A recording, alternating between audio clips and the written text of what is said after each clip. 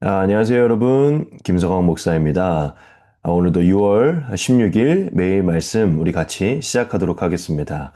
오늘 말씀은 창세기 2장 7절 말씀입니다. 창세기 2장 7절 말씀입니다. 우리 말씀을 같이 함께 읽도록 하겠습니다. 여호와 하나님이 땅의 흙으로 사람을 지으시고 생기를 그 코에 불어넣으시니 사람이 생명이 되니라. 아멘. 여기 띄어쓰기 하나 되지 않았네요. 생기를 그 코에 불어넣으시니 사람이 생명이 되니라. 아멘. 네, 오늘은 창세기 2장 7절 말씀을 가지고 저희가 은혜를 같이 나누려고 하는데요. 오늘 말씀은 여러분 어떤 말씀이죠? 네, 그렇죠. 하나님이 사람을 만드신 그 창조의 기사를 조금 더 중점적으로 다룬 기사이죠. 오늘 말씀은 하나님이 인간을 어떻게 창조하시고 또 어떻게 존재하게 하셨는지 그 부분을 말하고 있습니다. 하나님이 어떻게 말씀하시죠? 흙으로 지으셨다고 말씀하시고 그 코에 생기를 넣으셨다고 말씀하시고 그러니 사람이 살아있는 존재가 되었다. 생명이 되었다라고 말씀을 하십니다. 여러분 오늘 말씀은 하나님이 인간을 창조한 창조의 기사를 담고 있지만 이것은 사실 단순한 창조 기사만을 말하고 있지는 않습니다. 즉 이것은 인간의 근본적인 본래의 모습을 하나님이 계시를 하고 있는 것이죠. 즉 하나님이 우리가 누구인지를 알게 하기 위해서 이것을 남겨두셨다는 것입니다. 즉 오늘 말씀은 인간은 누구이고 왜 살고 무엇으로 사는가 어떻게 살아야 되는가 이 부분들을 담고 있다는 것이죠.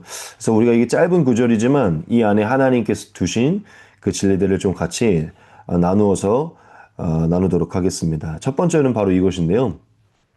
인간은 하나님 없이는 연약한 존재이다 라는 것입니다. 오늘 7절 말씀으로 하나님은 우리에게 하나님 없이는 연약한 존재이다. 인간은 그런 존재이다라는 것을 말을 하고 있어요. 여러분 오늘 말씀에서 하나님이 인간을 흙으로 창조하셨다고 말합니다. 그렇죠. 7절에 보니까 정확하게 흙으로 창조하셨다라고 말해요. 이 흙은요 히브리어로 아파르라는 단어인데 조금 더 정확하게 보면 먼지와 같은 존재이고 티끌과 같은 존재이다. 먼지와 티끌이라는 뜻이 있어요. 흙은 사실은 먼지와 티끌이 이렇게 섞여 있거든요. 하나님이 사람을 흙으로 만드셨다라고 했는데 왜 하나님이 사람을 흙으로 만드셨을까요? 여러분 질문을 한번 던져보신 적 있으신가요? 하나님이 왜 흙으로 만드셨을까? 여러분 사실 뭐 은도 있고 금도 있고 다이아도 있고 보석도 있잖아요. 하나님이 마지막 날 보면 그 어디죠? 그 천국에서 보석들도 이렇게 성벽에 존재할 것이다라고 말하고. 그래서 사실 하나님이 이 땅에 이렇게 좋은 것들을 숨겨놨는데 왜 하나님 흙으로 만드셨을까요? 하나님 우리를 되게 쓸모없는 존재로 만들고자 흙으로 만드셨을까요? 그렇지 않죠. 하나님은 절대로 사람을 쓸모없는 존재로 만들지 않습니다. 하나님은 우리를 무엇으로 창조했죠? 흙으로 창조하셨지만 하나님의 형상으로 창조하셨어요. 그렇죠? 하나님을 닮은 존재로 존귀한 자로 창조했다는 것이죠.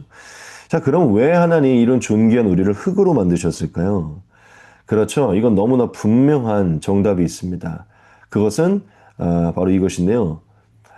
우리가 하나님 없이는 다만 흙뿐인 존재임을 알게 하기 원하는 것이에요. 하나님이 우리를 흙으로 창조하시고 성경이 우리를 흙으로 창조하셨다는 우리가 흙이라는 것을 가르쳐 주시는 것은요. 우리가 하나님 없이는 흙뿐인 존재임을 우리가 알게 하기 원하는 것입니다. 즉 다르게 표현하면 하나님 없이는 아무것도 아닌 존재임을 우리가 기억하기 원하여서 그러신 것이에요.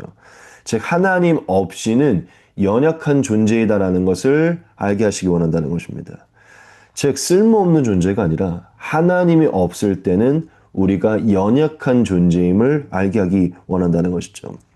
여러분 우리가 쓸모없는 존재였다면 정말 쓸모없어서 흙과 너흰 흙이고 쓸모가 없어라고 하셨다면요. 하나님 절대 우리에게 생기를 불어넣지 않으셨을 거예요. 하나님이 자신의 호흡을 주지 않았을 것이라는 것이죠. 하나님이 흙으로 만드시고 그 안에 생기를 넣으셨다는 것은요. 너희는 흙이지만 내 호흡을 통해 완전해진다는 것을 말씀하는 것입니다. 너희는 흙이지만 흙이 어떻게 보면 아무것도 아닌 것 같지만 하나님의 호흡으로, 숨결로 완전해진다는 것을, 즉 하나님으로 완성되고 완전해진다는 것을 계시하시는 것이라는 것이죠.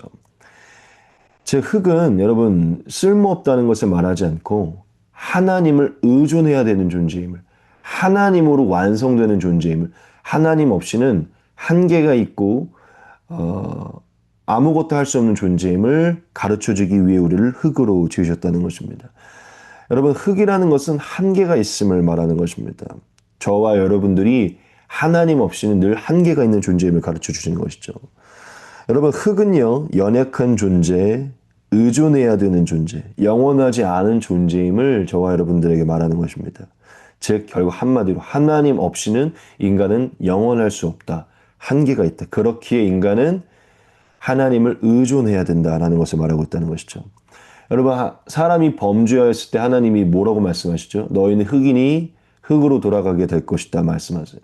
여러분 흙이 하나님이 있을 때는요 살아있는 존재가 되지만 흙이 하나님이 없을 때는요 그냥 흙으로 흙분임을, 즉 허무하게 돌아가는 존재임을 하나님 말씀하시죠. 결국 이 흙은 하나님으로 완성된다라는 것을 말씀하는 것이죠. 여러분 우리가 이 첫 번째에서 이것을 다시금 기억합시다. 하나님의 창조의 진리를 통해 기억합시다. 우리는 흙과 같은 존재예요. 저와 여러분들은 흙으로 지어진 존재입니다. 즉 하나님 없이는 살아갈 수 없는 한계 있는 존재라는 것이죠. 아주 작은 존재라는 것이죠. 그렇기에 우리는 하나님만을 의지해야 됩니다.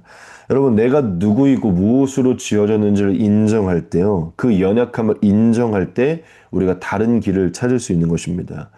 여러분 이 세상에 있는 모든 재물, 건강, 지혜는요 다 흙뿐인 존재예요. 그것은 우리를 완성시킬 수 없습니다.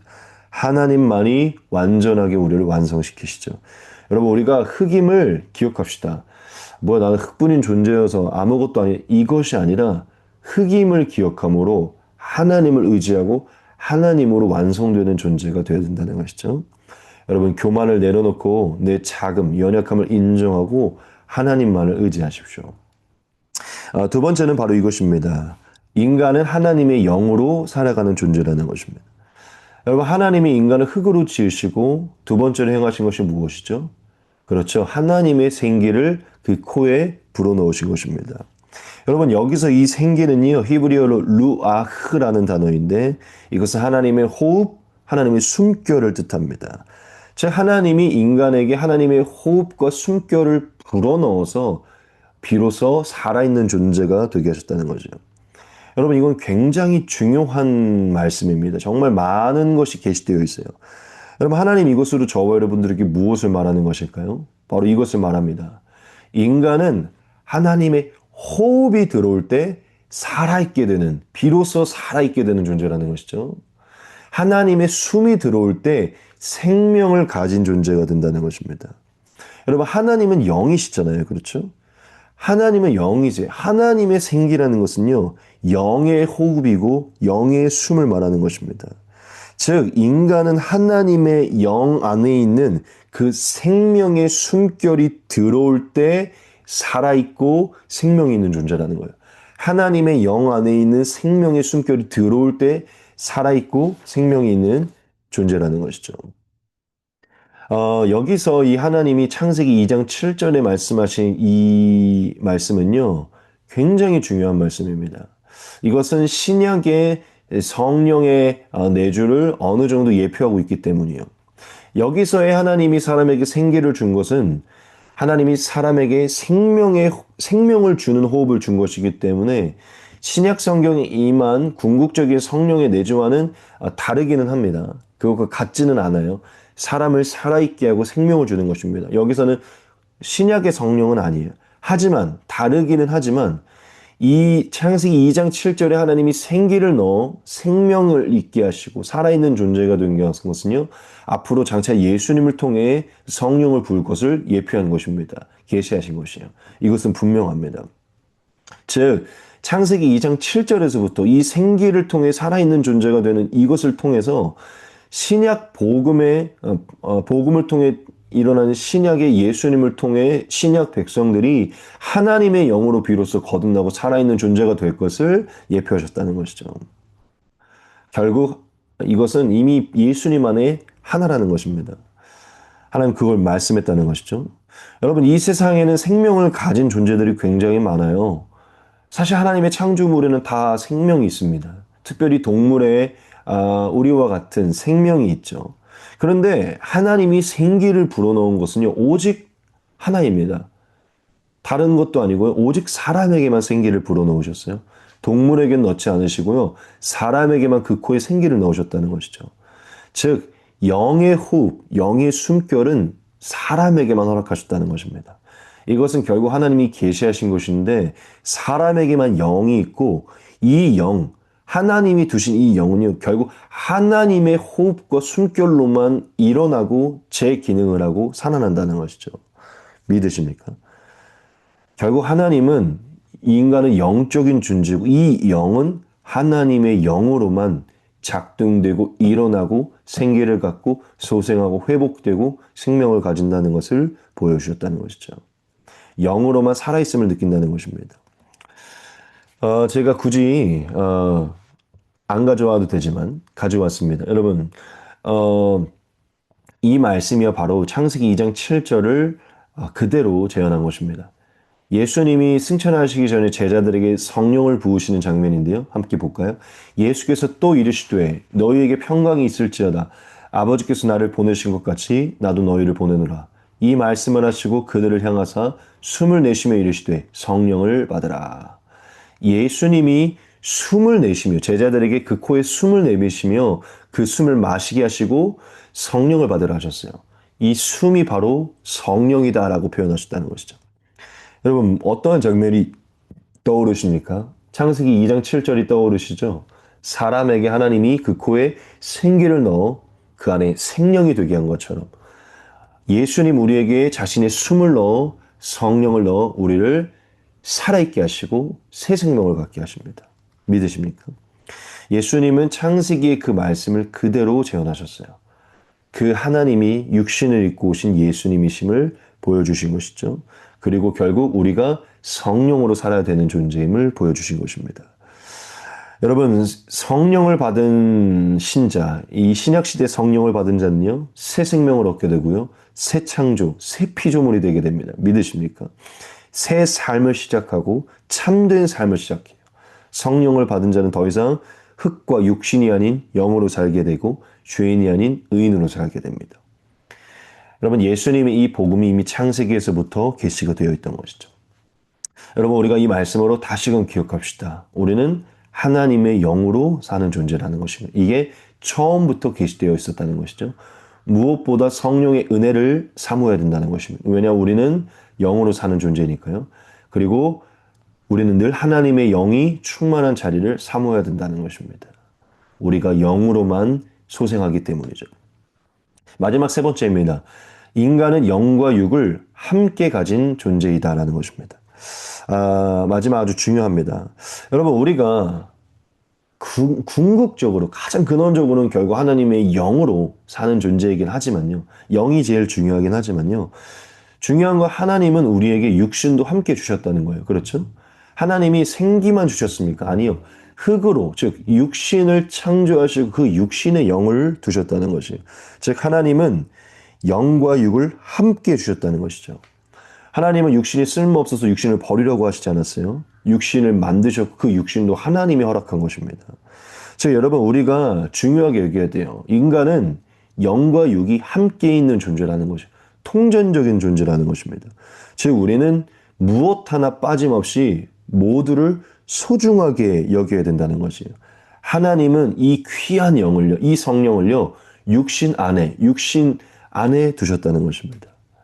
여러분, 우리는 육신과 영혼이 함께 있는 존재예요.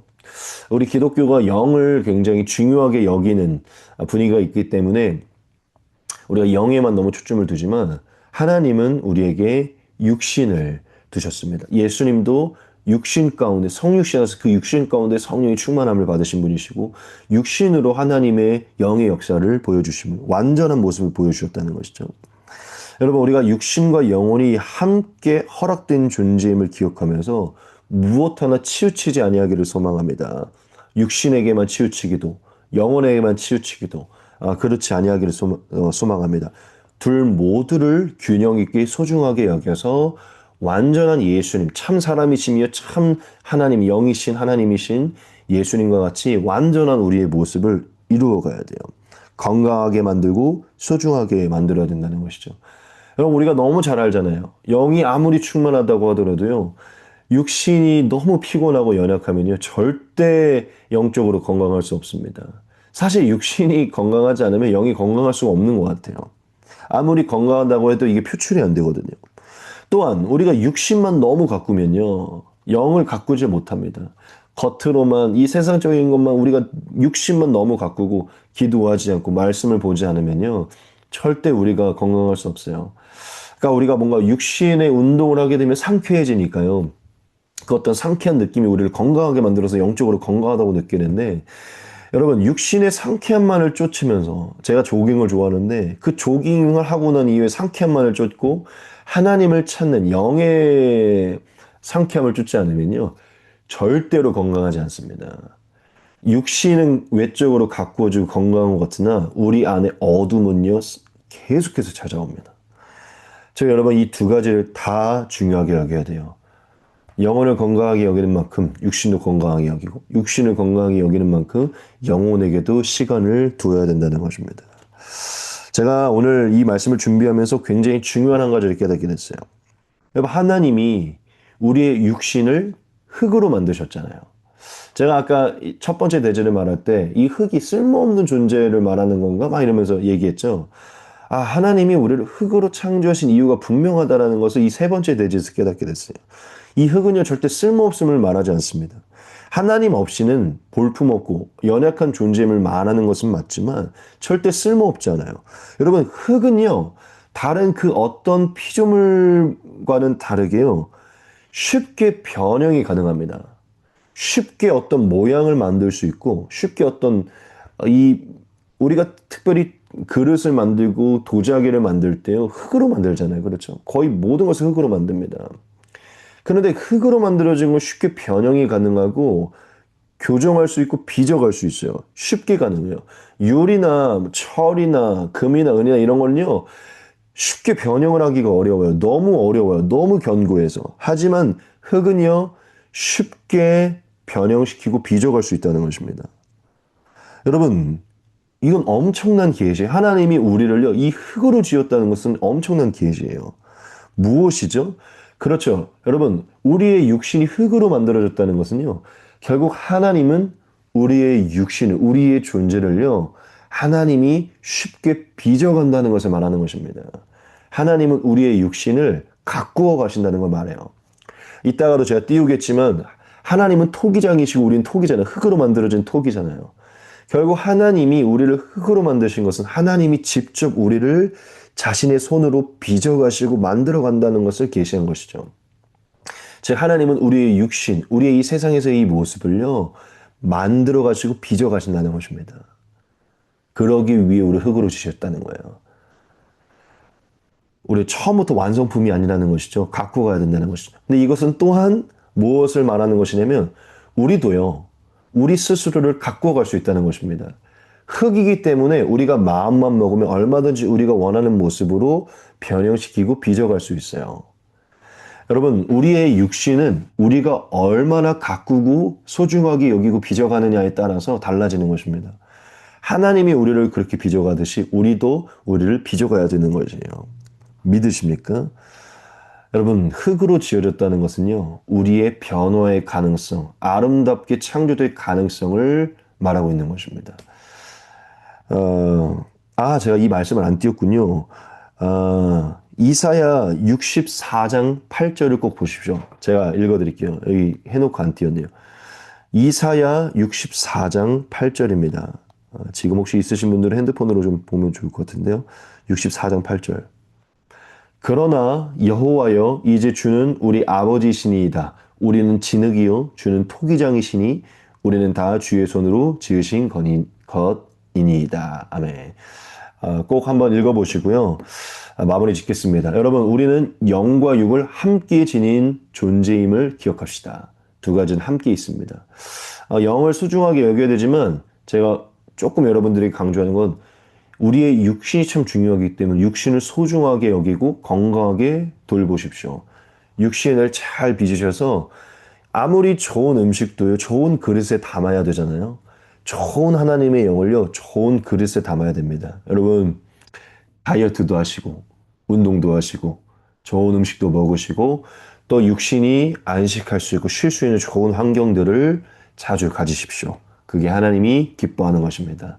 이 마지막 말씀이 여러분의 위로가 되셨으면 좋겠어요. 너무 피곤하시면 좀 쉬시고요. 너무 배고프시면 드시고요. 재밌는 것도 보시고 맛있는 것도 드십시오. 육신도 어느 정도 즐거움을 갖게 하십시오. 그럴 때 저와 여러분들 안에 좋은 하나님의 영의 공급이 더욱 선명하게 나타나는 것입니다. 여러분 이제 마치겠습니다. 오늘의 기도는요. 하나님 내가 흙임을 기억하게 하옵소서. 또 두 번째 늘 하나님 성령을 담는 그릇이 되게 하옵소서. 마지막 세 번째 하나님 오늘도 내 육신을 소중하게 여기게 하옵소서. 이것입니다. 제가 짧게 기도하고 마치도록 하겠습니다. 기도하겠습니다. 살아계신 하나님 오늘도 아침을 깨워 말씀을 나누게 해주심을 감사합니다. 이 영상으로 하나님의 진리를 깨닫게 해주심을 감사합니다. 간절히 기도합니다. 이 기도에 응답하여 주셔서 하나님 성령의 은혜로 우리가 누구이고 누구를 의지하며 살아야 되는지 깨닫게 해 주시옵소서. 교만하지 않고 겸손히 하나님을 의지하는 우리가 되게 해 주시옵소서. 하나님 성령을 담는 그릇이 되기 원합니다. 아름다운 그릇 되기를 원합니다. 늘 우리 안에 성령의 충만함을 허락해 주시옵소서. 우리의 육신이 연약합니다. 가꾸기 원합니다. 도우셔서 우리의 육신을 아름답게 가꾸게 해 주시옵소서. 오늘도 응답되게 해 주시옵소서. 예수 그리스도의 이름으로 감사하며 기도합니다. 아멘.